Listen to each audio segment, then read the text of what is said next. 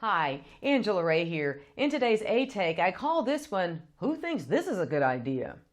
All right, let's get right down to it. I am sick and tired of hearing about Hillary, Donald, Bernie, Ted, Ben, Jeb, and all the rest of y'all. Why are these people in our lives for so long? Our televisions have literally been hijacked by them. Why does it take so long to elect a new president in this country? Well, since my complaint is about brevity, let me endeavor to be brief. Running for president in this country can take up to 2 years of your life. Ted Cruz started his bid for the top political spot 20 months ago. And the money spent, is now north of $1 billion.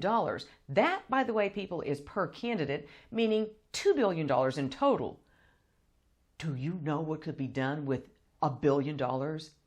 I admit I don't, but I am certainly willing to find out.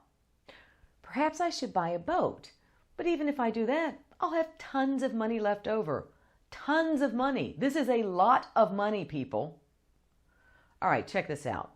Even when a president is in office, it seems like he or she is always campaigning, either for the next presidential election or stumping on behalf of others. This drives me nuts also.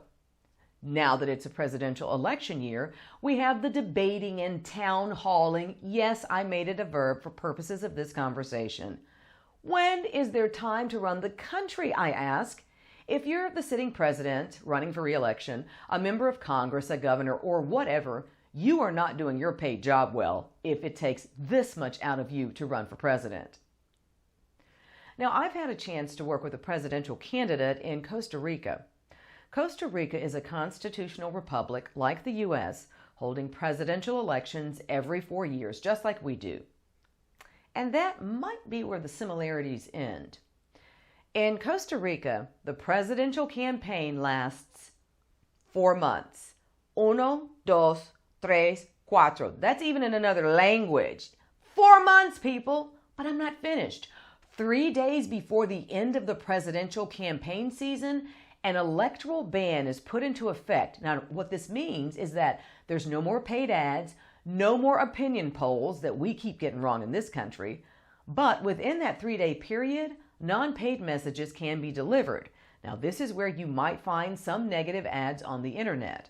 At the time I was in Costa Rica, I advised my client not to release the negative ad he had on tap. One last note about my Costa Rica presidential campaign experience.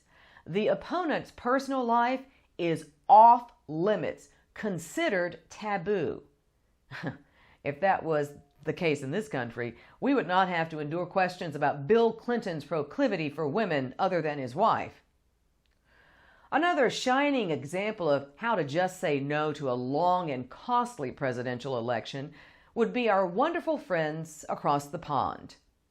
Politicians in Great Britain have only 38 days. You heard me, days, people, to make their case to the voter. Now, I realize Great Britain is a constitutional monarchy with that adorable Prince George circling the throne. But if our greatest friend in the world can cull the voting process down to a mere 38 days, then I think we can at least pare things down just a little bit. That means cram all of that debating and caucusing and primarying and speechifying and policy papering and other shenanigans and hijinks. Get it all done in just a few months. Other countries do it. Why can't we? Well, the only thing that I can think of is that we just like it like this, and we simply don't have the political will to change things, at least not yet. That's today's take. I'm Angela Rae. I'll see you next time.